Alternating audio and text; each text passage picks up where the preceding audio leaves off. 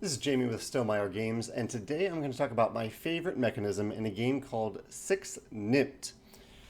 Six Nimmt is a game that I've played it in real life, but I have also played it on Board Game Arena, which are where these photos are from. We played, I believe, a 5 or 6 player game on Board Game Arena, and it went really well. And the thing I noticed about playing this game on Board Game Arena, or that I realized, is that in playing it in real life, I had played it as a filler, and I hadn't actually ever played the full game. I just played a few rounds of it.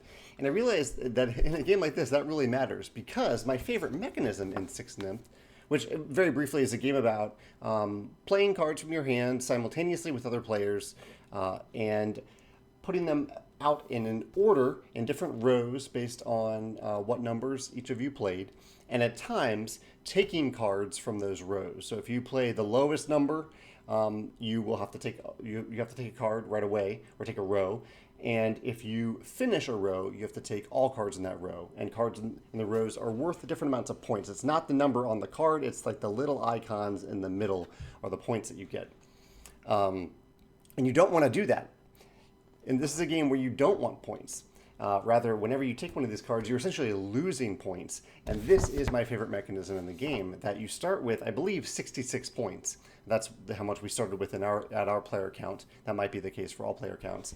And the game ended at the end of a round when any player reached 0 or went below 0, and the highest score won. So you do want points, but you're not earning points. You're subtracting points from the points that you start with. And this, I think, is a really cool mechanism. It's in a few other games, I believe, but I love the idea that you are starting with the most points that you'll ever have in the game, and you're going down from there. And so it has an interesting psychological effect because for the first round or two, you might be doing really well, and it feels good to have all of those points. You've already gained them. You haven't even done anything. You've just been able to keep the things that you already have. There's something satisfying about that. You have these things, you're keeping them, you feel good about it. And then, of course, you start to lose them, but the rate at which you lose them matters in the game because someone might be losing a ton of points, and you might be worried about them. You might try to make sure that you are ahead at the right time so that when someone does hit 0, that you are the player with the most points.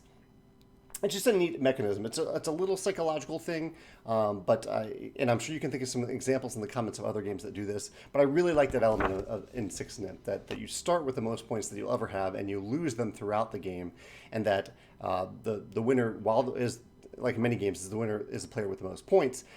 It's relevant only when any player reaches 0 or goes below 0 and the round ends. Yeah, so that's my favorite mechanism in Six Nymph. I'd love to hear your thoughts in the comments about either this game or any other games that use that style of mechanism. Thanks.